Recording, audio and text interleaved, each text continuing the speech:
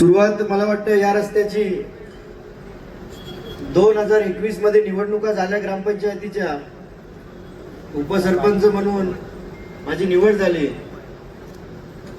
त्यानंतर अनेक गेले 15-20 वर्षापासूनचा प्रलंबित प्रश्न, कारण इथे आजूबाजू असलेली गावं यांचा प्रमुख रस्ता हाच असल्यामुळे काही स्कूलमध्ये जायचं असला मुलांना किंवा हॉस्पिटलमध्ये जायचं असला मुलांना तर अंजूर फाट्याला जाण्याला देखील आणि काल्हेर टू ठाणा जाण्यासाठी एकच रस्ता हा होता.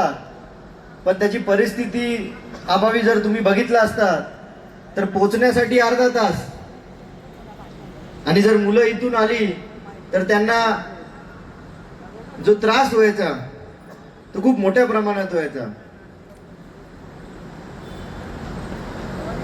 तर 2021-22 दरम्यान आमची इथल्या सर्व लोकांनी मागणी केली या रस्त्या संदर्भात. पण ती एखाद वर्ष सर्वजण नवीन असल्यामुळे ती गोष्टीची टाळाटाळ होत होती. बसून घ्या.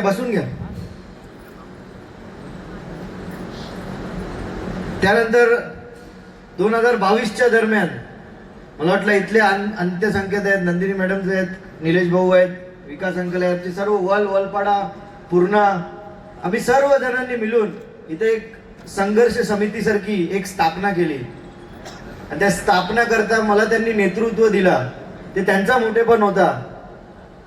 पण या स्थापना केल्यानंतर 2022 नंतरच लगेचच प्रशासक नेमणूक झाला, आणि त्या प्रशासक नेमणूक झाल्यानंतर तिथं लोकप्रतिनिधी नव्हते आणि पूर्ण पदभार हे प्रशासनाकडे गेला. तर या प्रशासनाकडे ज्यावेळी गेला आणि पहिल्यांदा आम्ही जेव्हा धडक मोर्चा ठाण्याच्या ऑफिसमध्ये त्यांच्या ज्यावेळी नेला त्यावेळी आम्हाला एकंदरीत समजला की या रोडचा महत्व त्यांना कधी कळलाच नाही. का या रोडचा महत्व किती आहे आमच्या लोकांसाठी, की आमची लोक किती तळमळ करतात. जेव्हा 150-200 लोक आपली संघर्ष समितीची ज्यावेळी गेली, त्यांनी धडाकेचा मोर्चा काढला आणि त्यांना जे विचारलेले प्रश्न त्यांचं उत्तर नव्हते त्यांना, त्यावेळी खरी प्रोसेस या रोडची झाली. आणि हे जेव्हा प्रोसेस चालू असताना मला वाटतं मी खरोखर छोटे युवक इथं कार्यकर्ते आहेत त्यांचा मी धन्यवाद करतो. कारण की त्यांनी इथे जेव्हा ब्रिज जे सडले होते, आता समजा नवीन झाले, जे ब्रिज सडले होते, आपल्या सर्व मुलांनी तिथे खालती जाऊन फोटोज काढले, खालती जाऊन त्याचे व्हिडिओ बनवले. आणि जे रोडची परिस्थिती होती, अक्षरशः लहान मुलांनी देखील आम्हाला बाईट दिल्या त्यावेळी की आमची परिस्थिती काय आहे. आणि ज्यावेळी इथले बरेचसे गुलवी साहेब आहेत, तुम्हाला माहिती नसेल पण ज्यावेळी इथून आमच्या गरोदर महिला असतील त्यांना ज्यावेळी इथून जायला लागायचा त्यावेळी अक्षरशः ट्रॅफिक मुळे आणि या रोड मुळे अक्षरशः एवढा त्रास व्हायचा की ती एमर्जन्सीची सिच्युएशन यायची.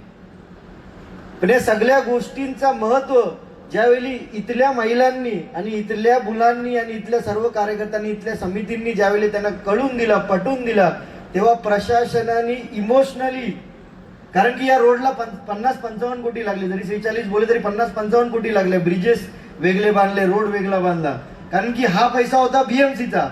बीएमसी म्हणते का तुम्हाला आम्ही का पैसे देऊ, आमचे एवढे पैसे का खर्चू. जेव्हा तुम्ही सगळ्यांनी तुमची भावना व्यक्त केली त्यावेळी, तेव्हा एवढं लक्षात, तेव्हा त्यावेळी त्यांनी जाऊन तो मंजूर केला.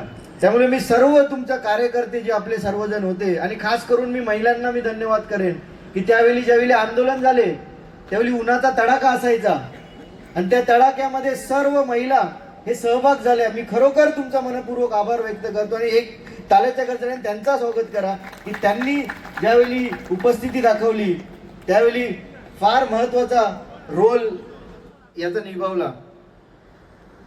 त्यानंतर